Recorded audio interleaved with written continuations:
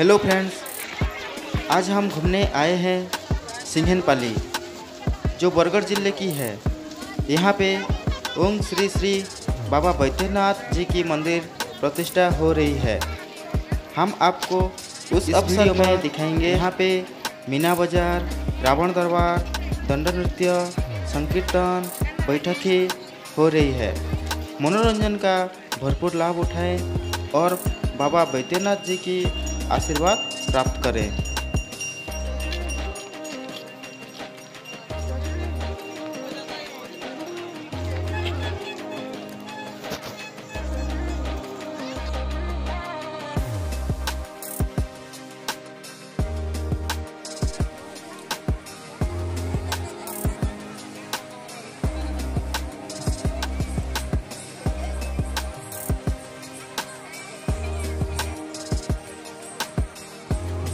ओम प्रथमं च महादेवं, द्वितीयं च महेश्वरं, तृतीयं शंकरं नामं, चतुर्थं वृषभध्वजं, पंचमं कृतिवासं च, षष्ठकामं गणासनं।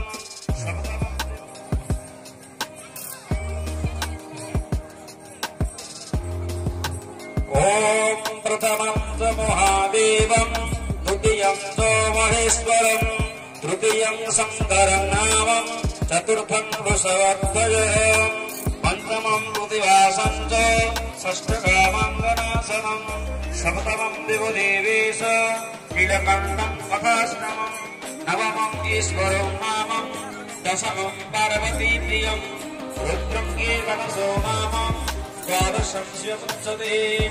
एतानि शिवनामानि विसञ्जातवडिन्दरः गोग्नश्चतुर्कुतघ्नश्च ब्रह्महाभूतकल्पको हिमालुकातपश्चैव कृतघ्नो ऋषरेपतिः उच्यते सर्वपापेभ्यो शिवलोकं स गच्छति।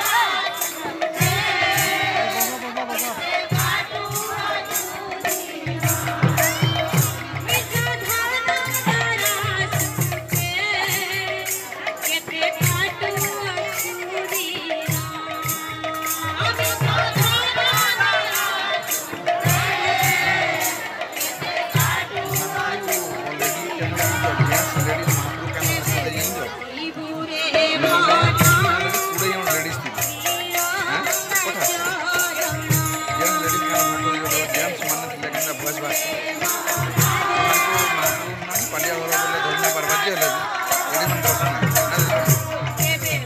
बोल तो